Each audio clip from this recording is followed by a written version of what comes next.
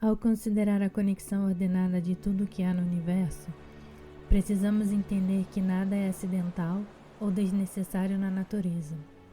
Tudo tem uma função específica. Tudo serve a um propósito específico.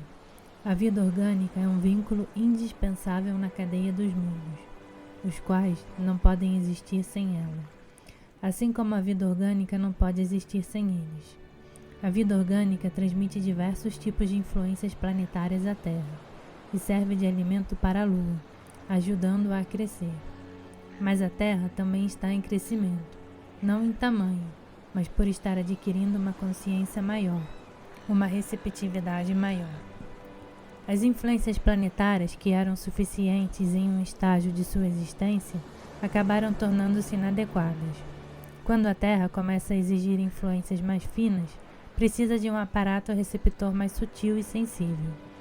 A vida orgânica, portanto, precisa evoluir e adaptar-se, a fim de atender às necessidades da Terra e dos outros planetas. Isso também acontece com a Lua. Por algum tempo, ela conseguirá se satisfazer com a qualidade do sustento recebido da vida orgânica, mas chegará um momento em que essa alimentação será insuficiente e a Lua começará a passar fome. Se a vida orgânica não conseguir satisfazer as necessidades da Lua, não estará cumprindo seu papel. Logo, no intuito de servir a seu propósito, a vida orgânica precisará evoluir até o nível exigido pelas necessidades dos planetas, da Terra e da Lua. Precisamos nos lembrar de que o raio da criação, que vai do absoluto até a Lua, é um galho de árvore que cresce. A ponta desse galho, da qual brotam novos ramos, é a Lua. Se a Lua não cresce, todo o raio da criação para de crescer, ou é forçado a encontrar outro caminho de desenvolvimento, talvez com a produção de outro galho. Como o crescimento da Lua depende da vida orgânica da Terra, o raio da criação também depende dela. Se a vida orgânica desaparecesse ou morresse, então todo o galho, ou a parte que fica além da vida orgânica, murcharia imediatamente. Isso também aconteceria, embora de modo mais lento. Se a vida orgânica tivesse seu desenvolvimento prejudicado, se parasse de evoluir, ou se de modo geral deixasse de cumprir seu papel, devemos nos lembrar disso. No raio da criação, o segmento Terra-Lua tem exatamente o mesmo potencial de desenvolvimento de cada um dos galhos. Mas esse crescimento não é garantido. Depende do funcionamento harmonioso e correto de sua própria estrutura orgânica. Se uma parte para de se desenvolver, então tudo para. Tudo que pode ser dito sobre o raio da criação em geral, ou sobre o segmento específico Terra-Lua, é igualmente válido no que diz respeito à vida orgânica da Terra. A vida orgânica terrestre também é uma estrutura complexa, cujas partes são mutuamente interdependentes. E seu crescimento geral também só será possível se a ponta do galho crescer. Há algumas partes em evolução e outras que servem de sustento a elas. Nas partes em evolução, há células evoluindo e outras que servem para sustentá-las. E em cada célula em evolução, há partes que evoluem e outras que lhe servem de sustento. Mas sempre e em tudo, é preciso lembrar que a evolução nunca é garantida. Trata-se apenas de um potencial, que pode parar em qualquer lugar e a qualquer momento. A parte da vida orgânica que evolui é a humanidade. A humanidade também tem um componente evolutivo, embora, por enquanto, consideremos a humanidade como um todo. Se a humanidade não evolui, então a vida orgânica para de evoluir. E isso, por sua vez, fará com que o raio da criação pare de crescer. Assim que a humanidade parar de evoluir, deixará de cumprir sua função para a qual foi criada, tornar-se-á inútil e poderá ser destruída. Logo, o fim da evolução pode significar o fim da vida humana. Não há sinais externos que indiquem o período da evolução planetária em que estamos, ou se os requisitos da Lua e da Terra estão sendo atendidos pela vida orgânica. Não temos como saber qual o estágio de evolução da humanidade, mas devemos nos lembrar de que o número de possibilidades é limitado. Entretanto, ao examinar a vida humana segundo uma perspectiva histórica, Muitos concordam que a raça humana está andando em círculos.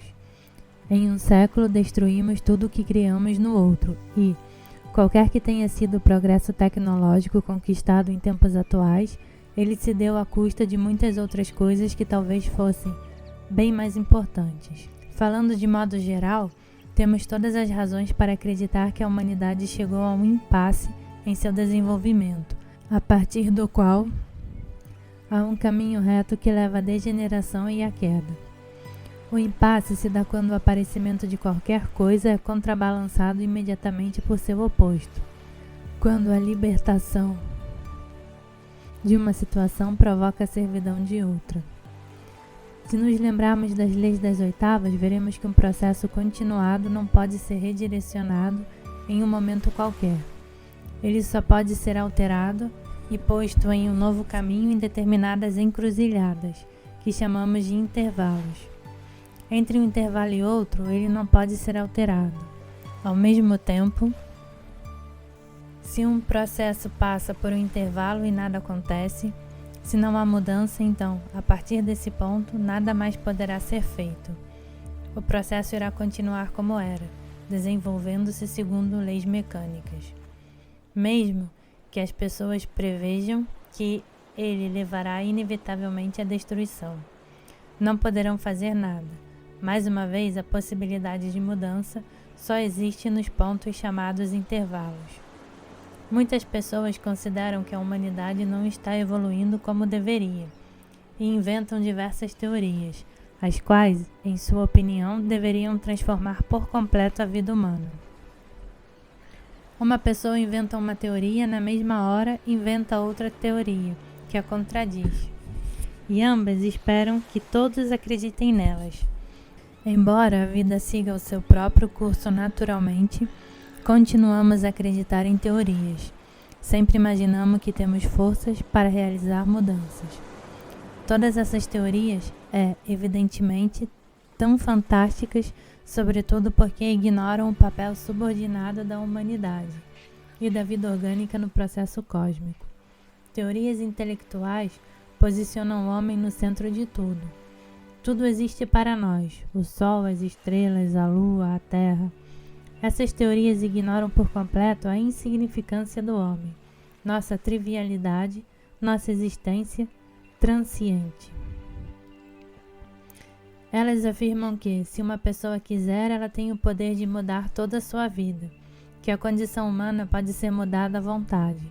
A crença em todas essas teorias e no poder imaginário de realizar mudanças é que mantém a humanidade em seu estado atual. Além disso, a maioria dos ideais para o bem comum e a igualdade universal não só não poderiam jamais ser realizados, como poderiam até causar um desastre se o fossem. Na natureza, tudo tem seu propósito, inclusive condições como desigualdade social e sofrimento humano. A eliminação das desigualdades destrói a possibilidade de evolução. A abolição do sofrimento acabaria com diversas percepções pelas quais o homem existe e impediria o choque, a única coisa que pode mudar a situação. O processo de evolução da humanidade é totalmente análogo ao processo de evolução de cada indivíduo e começa do mesmo modo. Um certo grupo de elementos vai se tornando cada vez mais consciente. Esse grupo atrai certos elementos, subordina outros e lentamente faz com que todo o organismo atenda às suas metas, em vez de apenas comer, beber e dormir. Isso é evolução, o único tipo possível.